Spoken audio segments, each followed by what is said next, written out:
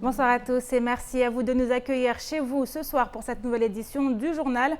Avec nous sur le plateau Manon Lachaud, responsable de l'association Mayotte Nature Environnement. Bonsoir. Bonsoir. Alors Manon, vous allez nous parler de ce forum qui se tiendra le 19 intitulé Recyclons-nous et qui s'inscrit dans le cadre de la semaine européenne de la serre, de la semaine européenne de réduction des déchets. Je vais y arriver et on va en parler. Vous nous direz ce que cela comporte comme objectif et comment ça va se passer le 19 prochain.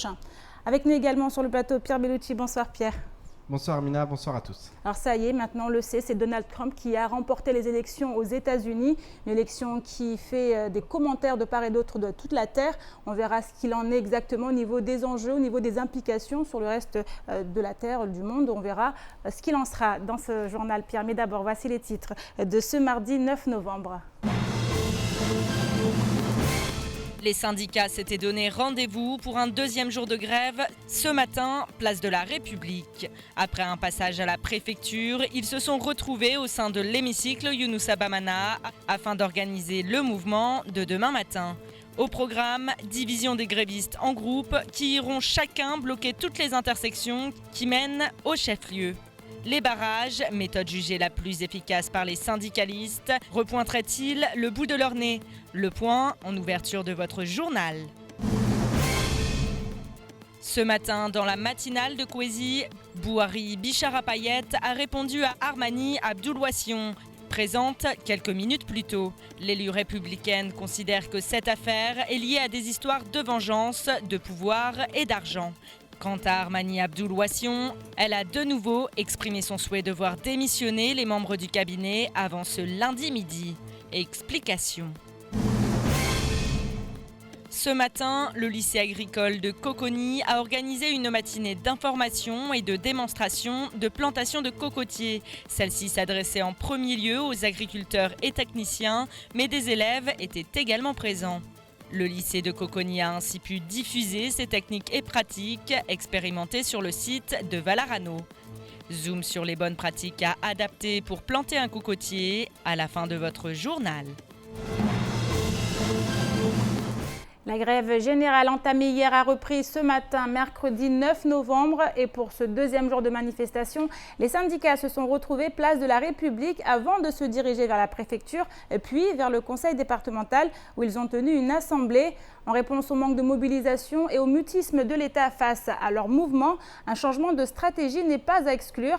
Les grévistes pourraient ainsi dès demain reprendre les blocages aux abords du chef-lieu. Les explications dans ce sujet signées Assoumani Darwesh et Pierre Bellucci.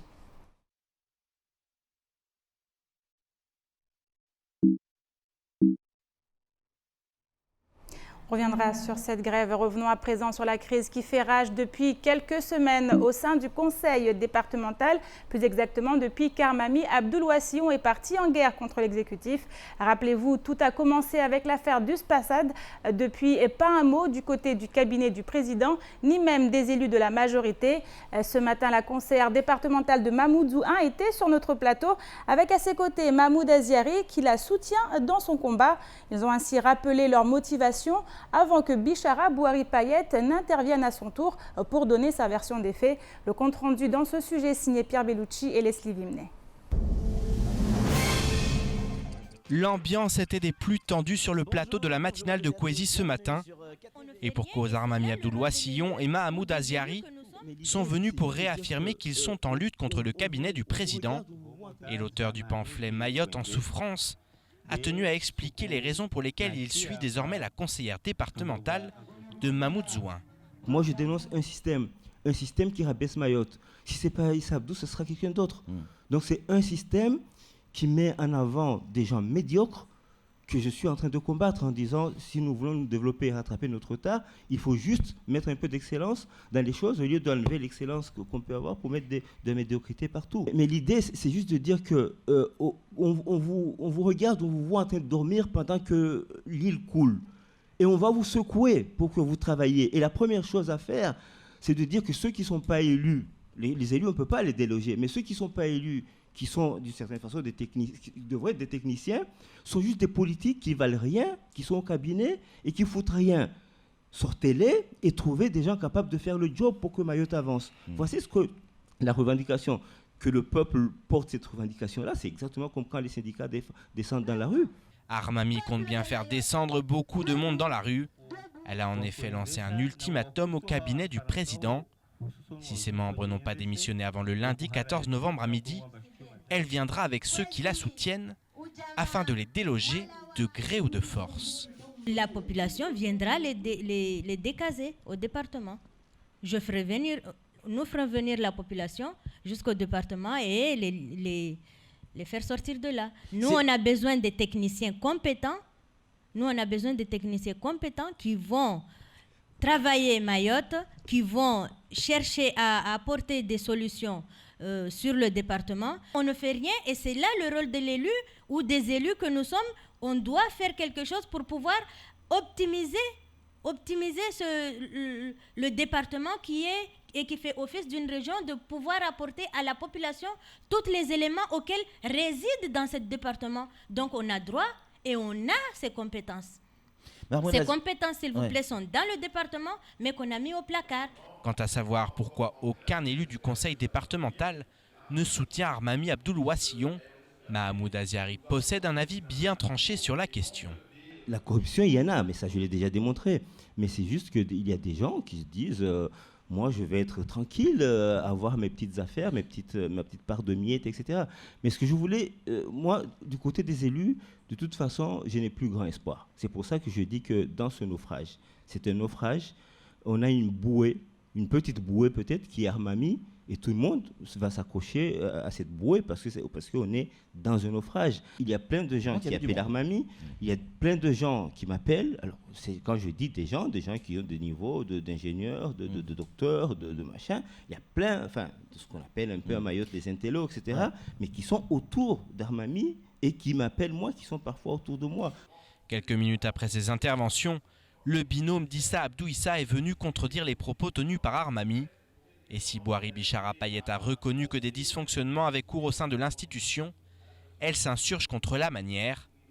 Selon elle, Armami est dans une logique de vengeance, alors même que des discussions ont lieu entre les élus pour qu'une réorganisation voie le jour prochainement.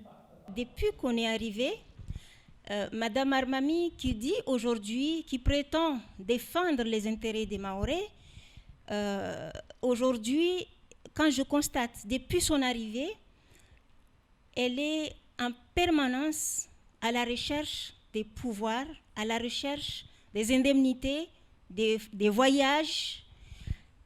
Le vrai problème entre Armami et M. Haddadi, parce que je ne dis pas le cabinet, écoutez bien dans les revendications de Mme Armami Abdoul-Ouassillon. À chaque fois, il revient, M. Haddadi, le cabinet de mercenaires. Parce que Armami, elle voulait un poste de vice-présidence. Dès le départ, elle a vraiment harcelé tout le monde pour ce poste de vice-présidence. Elle ne l'a pas eu. Aussitôt, elle a cherché à savoir par Haddadi, parce que c'est vrai que les questions de billets d'avion, les questions des petites choses comme ça, c'est Haddadi Angelani qui s'en charge. Après le mutisme des élus de la majorité suite aux propos d'Armami Abdoul-Ouassillon, l'heure semble désormais à la riposte. Et rendez-vous est désormais pris lundi midi, à moins que des surprises n'interviennent d'ici là. On va aller maintenant, Pierre, du côté des États-Unis avec cette élection qui s'est tenue. On a eu les résultats. C'est Donald Trump qui l'a emporté. Et aujourd'hui, chacun y va de ce commentaire. Alors, qu'est-ce qu'il faut retenir de cette élection ? C'est un séisme politique, déjà parce que personne s'y attendait.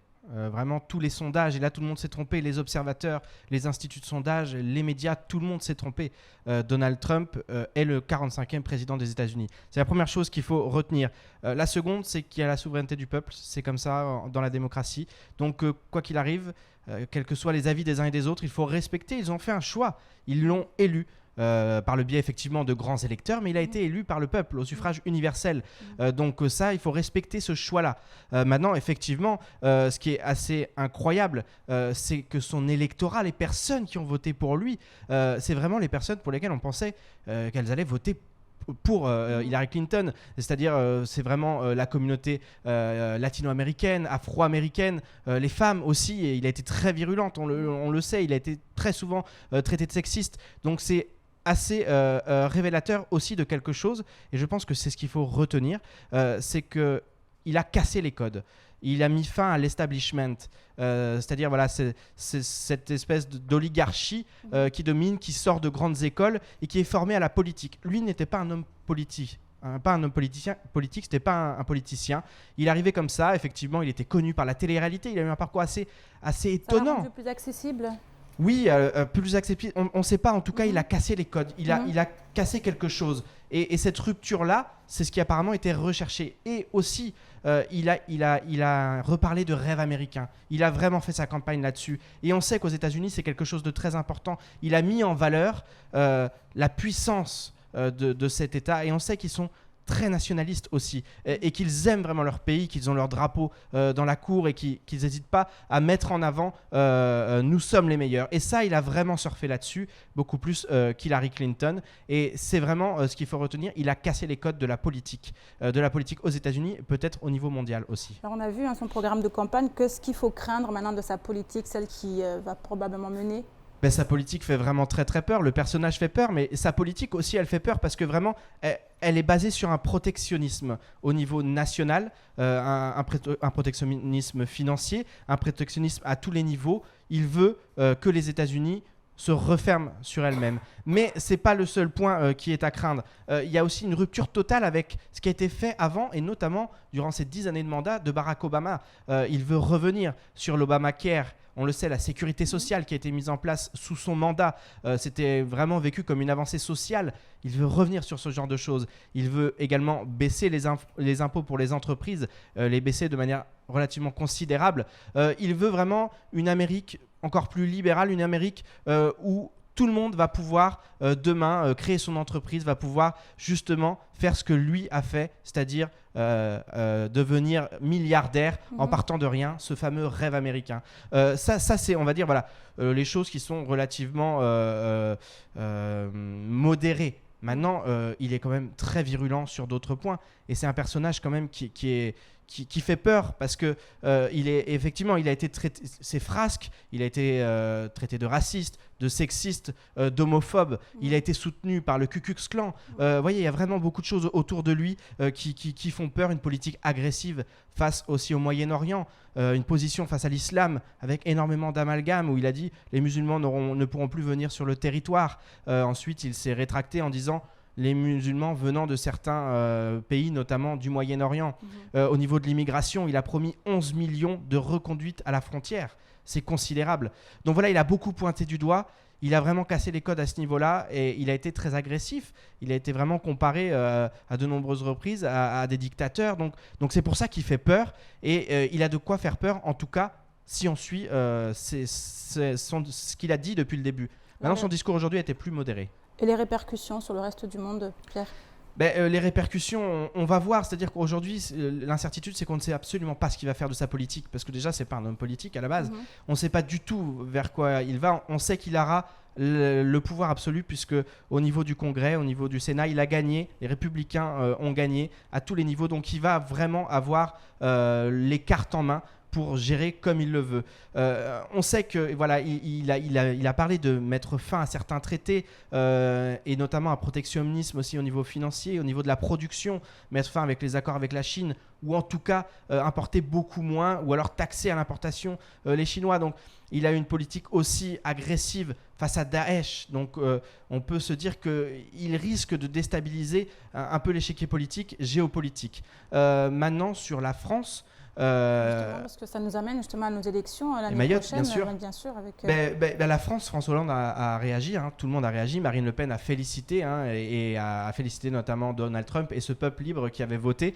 D'ailleurs, elle a annoncé sa victoire avant tout le monde, Marine Le Pen, donc elle a surfé là-dessus. On va y venir sur les élections 2017. Mais François Hollande est intervenu en parlant d'une période d'instabilité. Il a été assez sévère face à cette élection.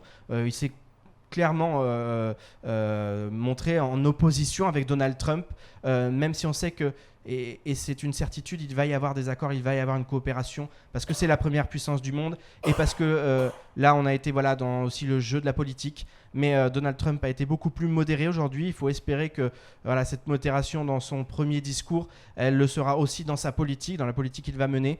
Et que finalement, ça va être un président qui va certes être dans le protectionnisme, mais qui ne va pas être agressif, en tout cas dans sa politique extérieure et dans sa politique intérieure. Merci beaucoup Pierre pour toutes ces précisions. Un dernier mot, Amina, quand même, parce qu'il y a quelque chose que beaucoup ont relevé. Le 9 novembre 1989, c'était la chute du mur de Berlin. Le 9 novembre 2016, et c'est ce qui fait peur à beaucoup de gens, le nouveau président de la première puissance du monde veut créer un mur entre le Mexique et les États-Unis. Un point qu'il fallait préciser. Merci beaucoup Pierre. On va revenir sur cette grève générale, deuxième jour aujourd'hui. Dans ce reportage, on verra ce qu'il a été de cette journée. Tout de suite. Depuis hier, les syndicats sont de retour dans la rue. Après des mois de lutte, peu d'avancées ont été obtenues, obligeant ainsi l'intersyndicale à réinitier un mouvement de grève générale. On a l'impression que le gouvernement n'attend pas, que le gouvernement fait semblant de ne pas comprendre qu'est-ce que les salariés, que ce soit dans le public, que ce soit dans le privé, leur demandent. Donc demain, on sera là encore une fois pour rappeler au gouvernement que les revendications n'ont pas bougé, que les négociations qui ont eu lieu à Paris, ils sont restés lettres mortes et qu'on ne peut pas continuer à ne pas nous écouter sur ces revendications qui sont légitimes, que ce soit pour l'attractivité, que ce soit pour l'ancienneté générale de service, que ce soit pour le droit du travail, que ce soit pour les soins, que ce soit pour les conditions de travail à Mayotte. Toutes ces revendications sont là et que ça n'a pas bougé et qu'on continue à être dans la rue jusqu'à ce qu'on soit entendu par le gouvernement. Les syndicalistes se sentent délaissés par l'État alors même que de nombreux secteurs d'activité sont en grève. Car si peu de manifestants sont actuellement mobilisés sur le terrain, les syndicats se sentent sûrs de leur force. On a quand même le mérite de compter beaucoup de militants parmi nous qui sont déterminés à défendre l'idée que l'intersyndicale a des revendications qui sont justes et légitimes. Donc aujourd'hui, ces revendications-là, ils sont défendues et la lutte, elle est là pour construire le rapport de force sur le terrain. Un rapport de force qui semble une nouvelle fois passer par des blocages. En effet, après s'être réunis au sein de l'hémicycle Younoussa Bamana, il a été décidé de durcir le mouvement. On va se mobiliser, on va essayer d'être un peu plus dans la lutte, un peu plus dans le militantisme. Donc ça va monter d'un cran et puis voilà, donc les rassemblements vont se faire dans les 4 coins de l'île et on verra les actions qui seront prises par la suite. Ça dépendra de la mobilisation qui va être faite aux 4 coins de l'île. Donc on ne peut pas préjuger dès maintenant de ce qui va se passer, mais on peut d'ores et déjà dire que demain il y aura peut-être des blocages en perspective, donc ce sera la grève. Dès demain, les routes du département risquent fort d'être en proie au barrage. Seule méthode que les syndicalistes jugent efficace pour se faire entendre. Et ce matin, la Caisse de sécurité sociale de Mayotte a organisé une matinée d'information et d'échange à destination des employeurs du département. L'occasion de faire le point sur les dernières actualités et les évolutions réglementaires de la sécurité sociale. Au programme, la nouvelle tarification des accidents du travail et des maladies professionnelles ou encore l'accompagnement des entreprises par la CSSM.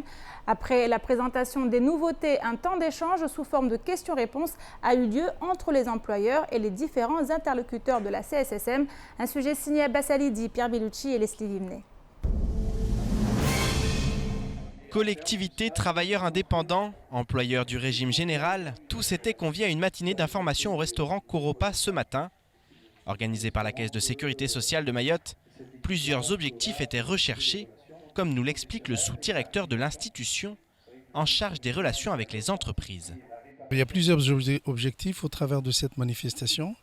C'est déjà de pouvoir rencontrer les cotisants, parce que c'est grâce aux cotisations qu'on fait vivre le système, de les rencontrer, de faire le point sur des problématiques urgentes, pouvoir faire une information globale et échanger avec eux, et pouvoir prendre connaissance aussi de l'autre côté de leurs problématiques et de pouvoir faciliter les relations. Et aujourd'hui, dans ce cadre-là, nous sommes en train de mettre en place un dispositif d'accompagnement particulier qui sera une sorte de point d'entrée unique pour les cotisants, pour les entreprises, pour toutes les problématiques qui se posent à elles, de manière à ce qu'ils aient un interlocuteur désigné qui ensuite fasse le lien avec les différents services de la Caisse de sécurité sociale. Pas de RSI, pas les mêmes cotisations, SMIC et non pas SMIC. En attendant le 1er janvier 2018 et l'application du Code de travail de droit commun, les différences sociales entre Mayotte et le reste du pays sont nombreuses, tout comme la réactivité de la Caisse nationale qui complique bien souvent les relations entre la Caisse du département et ses affiliés. Nous n'avons pas les mêmes taux de cotisation, nous n'avons pas les mêmes plafonds qu'en métropole. Donc à chaque fois qu'il faut intégrer Mayotte dans ces dispositifs, ne serait-ce qu'au niveau technique, il faut faire évoluer les outils informatiques notamment, il faut mettre de la communication là-dessus. Il y a tout un ensemble d'accompagnement de la Caisse nationale, la COS, l'Agence centrale des organismes de sécurité sociale. C'est un effort qui n'est pas toujours prévu dans les programmations nationales. Donc il faut toujours qu'on soit sans cesse en train de batailler pour dire « et Mayotte existe, et Mayotte existe ». Donc ça complique l'existence et bien entendu ça a des répercussions en termes de relations avec les cotisants. Donc c'est pour ça qu'on fait ces manifestations-là, pour un échange d'informations tout simplement, et puis une prise des connaissances aussi de leurs problématiques pour qu'on essaie à notre niveau de les prendre en charge au mieux. La nouvelle tarification concernant les taux de cotisation est entrée en vigueur et rapproche néanmoins Mayotte du droit commun, même si la période probatoire court jusqu'en 2019 et que d'ici là, chaque année, ces taux vont progressivement évoluer, des évolutions jugées trop rapides par certains, dans la mesure où la plupart des entreprises n'y sont pas préparées. Je pense que les textes arrivent quand même rapidement par rapport à la préparation des entreprises. Et cette action d'aujourd'hui, c'est justement mieux préparer les entreprises pour mieux comprendre les difficultés et les textes applicables. Mayotte continue sa marche en avant vers le droit commun, une marche en avant qui demande un véritable accompagnement au quotidien, que ce soit dans le monde du travail comme ailleurs. Et on continue avec cette très bonne nouvelle dans le domaine de la collecte des déchets. Ce matin, la communauté d'agglomération d'Embeni Mamoudzou, la CADEMA, a inauguré 3 nouveaux camions qui seront utilisés par la Star Mayotte. De quoi améliorer le ramassage des ordures dans ces 2 communes, ce qui par conséquent offrira un meilleur cadre de vie aux administrés. L'assainissement des rues est en effet un défi de premier ordre à Mayotte, mais pour ce faire, l'île a besoin de moyens matériels. Un sujet signé Bassalidi, Pierre Bellucci et Leslie Vimnet. Antoine de Palmas, le président de la Star Mayotte, et Mohamed Majani, le président de la communauté d'agglomération d'Embeni Mamoudzou, la CADEMA, étaient bien présents ce matin pour l'inauguration des 3 nouveaux camions. Un grand pas en avant face au défi que représente la collecte des déchets. Oui, c'est important d'être là pour la réception de ces 3 camions. Vous savez, nous avons un partenariat avec tous les acteurs qui font que cette ville doit être propre. Donc c'était très important d'être aujourd'hui pour constater que la société qui s'occupe du ramassage des ordures dans la communauté d'agglomération et ces 3 camions, et puis de voir que par rapport à ce que nous souhaitons, nous aurons un service au mieux et de meilleure qualité dans la communauté d'agglomération. La collecte des déchets fait partie des missions allouées aux intercommunalités. Les communes peuvent ainsi mutualiser leurs moyens afin d'acheter du matériel. Car si les moyens humains ne manquaient pas, l'arrivée de ces 3 nouveaux camions devenait indispensable. C'est très important parce que tu ne peux pas très bien travailler si tu n'as pas le moyen humain et le matériel. Donc aujourd'hui, nous savons que le moyen humain existe, le matériel existait aussi, mais surtout aujourd'hui, c'est pour inaugurer des camions qui manquaient. Des camions qui sont beaucoup plus sophistiqués, beaucoup plus préparés pour faire le travail de nettoyage du territoire, donc de la communauté d'agglomération d'Embeni Mamoudzou. Au-delà de ces camions, le président de l'Interco a rappelé que des poubelles sont en cours d'acquisition, même si la population doit également jouer son rôle dans la collecte afin que les espaces publics soient à la fois assainis et embellis. Les poubelles nous en font un effort. Vous savez, il y a une centaine de poubelles qui vont venir. Il y en a qui sont là, qu'on essaie de les installer. Mais ce que je lance un appel à notre population de ne pas détruire les poubelles et de veiller à nos enfants, parce que les enfants, parfois, ils les détruisent. Donc, de veiller à nos enfants à ce qu'on les garde bien propres et puis on ne les détruise pas. Donc, il y a des poubelles qui vont venir, puisqu'on a lancé un marché, mais il y a des poubelles aussi qui vont venir ici d'ici un mois, une centaine. Mais on avance au fur et à mesure pour essayer de faire au mieux et d'offrir un meilleur cadre de vie à notre population. Dans le même temps, à Dzoumogné, une conférence de presse s'est tenue concernant la signature du contrat d'objectifs déchets outre-mer entre l'ADEME et le CIDEVAM 976. Un événement qui aura également été l'occasion pour Ali Bamkolo Sindou, le président du syndicat de collecte des déchets, de constater le déploiement des nouveaux camions plateaux, acquis grâce à une aide financière de l'ADEME. Et parlons maintenant de cette matinée d'information et de démonstration de plantation de cocotiers qui s'est tenue aujourd'hui au lycée de Coconi. Une matinée qui s'adressait avant tout aux agriculteurs et techniciens de Mayotte, mais qui a également profité aux élèves du lycée agricole porté par la FICAM. L'événement s'inscrit ainsi dans l'action Cocoval, entendez conservation, création, observation, valorisation de la coco trémoraise. Davantage de précisions dans ce reportage signé Adèle Laurent. À s'installer. Donc, ce qu'il faut, c'est de mélanger la terre et le fumier. Donc j'ai ameubler les premiers 20 cm. Je coupe. Là. J'installe mon plan. Hop là. Et j'enlève son slip.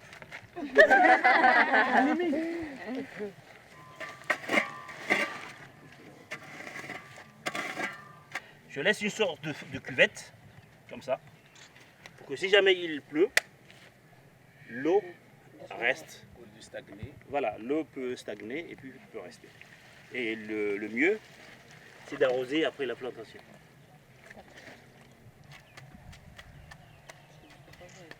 Voilà. Le paillage, on peut mettre en n'importe quelle feuille qu'on peut trouver. Et voilà. On se dit rendez-vous dans 3 ans pour les premiers fruits. Ce matin, Dader Oubeidi a effectué des démonstrations de plantation de cocotiers devant un public attentif d'élèves et d'agriculteurs. En effet, une des missions du lycée agricole de Coconi est d'expérimenter des techniques et pratiques afin de les diffuser par la suite. Comme toute plante, on a tendance à le planter n'importe comment, alors que chaque plante a un stade bien déterminé pour qu'il soit planté, pour qu'il réussisse sa croissance normale. Et il y a la période et les méthodes pratiques pour le faire, raison pour laquelle nous avons mis en place cette journée de démonstration pour informer tout public. Et parmi le public de ce matin, un membre du groupement de vulgarisation agricole de Tingoni était présent. En effet, pour Atoumani Abdillah, il est important de s'informer pour ensuite partager ses connaissances avec les agriculteurs de sa zone. Partage de connaissances, ça a toujours été quelque chose de positif. Et vous voyez un peu l'étalement de cette richesse-là qui permet à la fin de l'histoire un village ou une commune qui en bénéficierait de cette technique-là uniquement parce que la personne, c'est-à-dire le technicien ou le représentant est venu assister ou apprendre certains éléments qui sont si vitaux au niveau du milieu agricole, notamment aujourd'hui sur la cocoterie. Le partage d'informations et des résultats issus des années de recherche qui ont eu lieu sur la cocoterie expérimentale peut donc permettre aux agriculteurs de Mayotte de se spécialiser. Et le lycée agricole va plus loin. En effet, le 7 décembre prochain, une matinée centrée sur les cultures qui peuvent être associées à la cocoterie sera organisée. Une cocoterie, c'est pas seulement une plantation de cocotiers. On peut associer énormément de cultures en fait à cette plantation. Au niveau du sol, on peut avoir des plantes de couverture comme des graminées, du panicum, du bracharia qui pourront être fauchés et donnés en alimentation à des bovins par exemple. On pourrait avoir aussi des petits ruminants, des chèvres ou des moutons qui viendraient pâturer en fait sous les cocotiers ces plantes-là. Partager ces connaissances constitue donc un véritable atout pour le développement d'une agriculture adaptée à Mayotte. Je me tourne maintenant vers notre invitée Manon Lachaud, qui est chargée de communication de l'association Mayotte Nature Environnement. On va parler de ce forum. Recyclons-nous. Oui, c'est ça. Alors, qu'en est-il? Qu'est-ce que vous allez nous proposer durant cet événement qui aura lieu sur la place de la République le 19 novembre prochain? Oui, alors donc ça va être une journée d'échange, de savoir, de connaissances autour des déchets. En fait, l'idée nous est venue avec des bénévoles de nos associations, puisqu'on est une fédération d'associations, qui voulaient monter un projet autour des déchets, puisque c'est quelque chose, une grosse problématique à Mayotte. Et donc voilà, on s'est inspiré de ça, et puis on voulait le faire pendant la semaine européenne de réduction des déchets. Donc le 19 novembre, c'est imposé à nous, on va dire. Et donc l'objectif de cette journée, qui se tiendra de 9h à 17h, c'est faire partager avec les différentes associations présentes via des stands, des petits jeux, des animations sur les déchets, montrer comment valoriser et réduire ces déchets au quotidien. Alors différentes thématiques en gros pour... Donc en fait on a repris les thématiques de la CERD, donc notamment tout ce qui va être prévention des déchets dangereux ou le compostage, le tri, aussi tout ce qui va être du réemploi, de la réutilisation, et notamment avec un stand Utilotroc. L'Utilotroc, ça va être échanger des vêtements, des petits objets encore en bon état avec d'autres choses dont on a besoin. Donc j'invite tout le monde à venir avec ses vêtements et ses petits objets. Alors on voit de plus en plus de campagnes de sensibilisation au tri des déchets, tout ce qui est collecte de déchets. Alors aujourd'hui à Mayotte, comment ça se passe? Est-ce que la réaction de la population est positive? Est-ce qu'on va vers des lendemains plus heureux par rapport à tout ce qui est déchets à Mayotte? On l'espère. C'est vrai que nous, on a constaté que beaucoup d'associations, il y a un gros tissu associatif qui se mobilise autour de cette problématique des déchets. Je pense qu'il y a une grosse mobilité, il y a une responsabilisation et une conscience vraiment citoyenne autour de cette problématique. Après, ça prend du temps. De toute façon, l'éducation à l'environnement, c'est pas quelque chose qui se fait en une semaine et même pas en une journée. Donc voilà, on essaye avec nos actions régulièrement et les actions des autres associations de sensibiliser la population à cette problématique. Alors le public que vous attendez ce jour-là, Manon? Alors on attend tout public, faut savoir que c'est gratuit, donc c'est ouvert à tous. Il y aura des animations pour les plus grands, mais aussi pour les plus jeunes. Notamment on va avoir un débat qui va se tenir sur tout ce qui est économie circulaire. Donc l'économie circulaire, ça va être ça rentre aussi dans la thématique avec la CCI, avec la CCI et l'ADEME.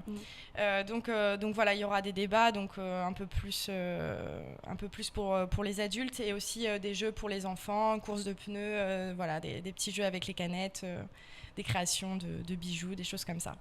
Donc rendez-vous est pris pour le 19 novembre, Manon, place de la République. Oui. Merci beaucoup et c'est la fin de cette édition. Merci à vous de l'avoir suivi. Une édition rediffusée sur WAM5, également disponible en replay sur notre site l'infocoesie.fr, sur YouTube et sur notre page Facebook.